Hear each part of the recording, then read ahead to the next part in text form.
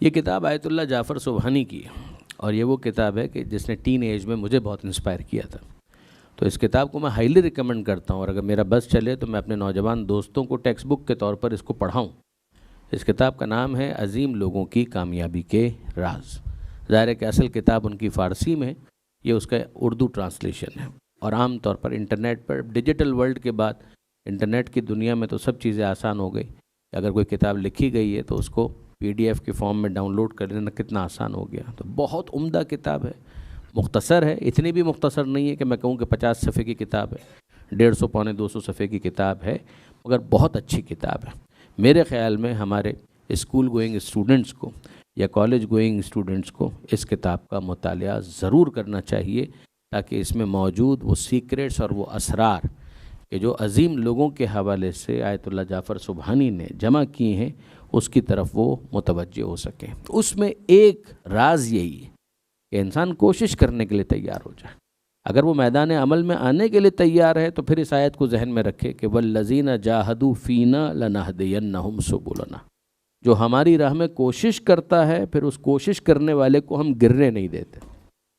پھر وہ اگر گر رہا ہو تو گرتے ہوئے کو ہم سنبھال لیتے ہیں، اس لیے کہ کوشش کرنا اس کا کام تھا، سنبھالنا ہمارا کام تھا. اب آپ دیکھیں گے کہ آپ کبھی اس بات کو اس طرح سے بھی دیکھیے اور اندازہ کیجئے کہ آپ اپنے بچوں کے بارے میں کیا چاہتے ہیں. ظاہر ہے کہ بچہ جب اس دنیا میں آیا تو پہلے دن وہ چلنے نہیں لگے گا، اس لیے کہ وہ بچہ بہت کمزور ہے، وہ چلنے کے قابل نہیں ہے. تو آپ کا مطالبہ غلط ہے اگر آپ پہلے دن اس سے یہ توقع کریں کہ وہ چل کے دکھا دے. تو ظاہر ہے پہلے دن وہ چل کر نہیں دکھائے گا. لیکن اب آپ کیا کریں گے کہ اس کو ابتدائی جو ضرورت ہے اس کو فیسیلیٹیٹ کیا جائے گا.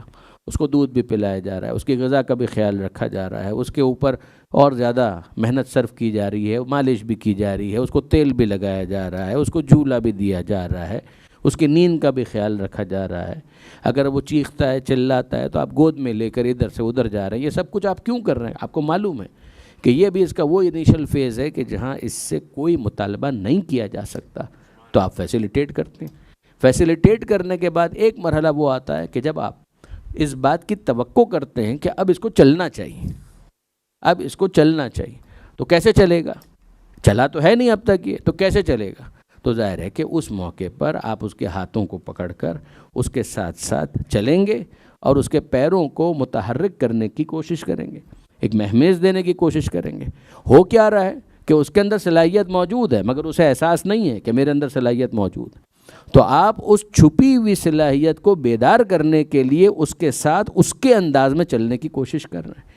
اور جب وہ تھوڑا بہت چلنے لگتا ہے اور اس کو بھی کچھ احساس ہوتا ہے کہ ہاں میں چل تو سکتا ہوں، تو اب آپ اس کو تھوڑا سا دور کھڑا کر دیتے ہیں. اور جب وہ دور کھڑا ہو جاتا ہے تو اب آپ تھوڑے فاصلے پر کھڑے ہو جاتے ہیں. اب آپ اس کے ساتھ نہیں چل رہے، اب آپ نے باہیں پھیلا دی، آپ نے باہیں پھیلا دی اور اس کو موٹیویٹ کر رہے ہیں کہ قدم اٹھاؤ، میں یہاں کھڑا ہوں. وہ قدم کیسے اٹھائے؟ اسے ڈر لگتا ہے کہ اگر میں نے قدم اٹھایا تو میں گر جاؤں گا.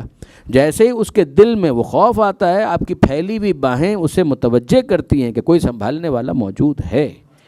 جب اسے یہ احساس ہو جائے کہ کوئی سنبھالنے والا موجود ہے تو اب اس ٹرسٹ کی وجہ سے جس کو اس نے اپنی ماں یا اپنے باپ میں احساس کیا ہے وہ قدم اٹھاتا ہے.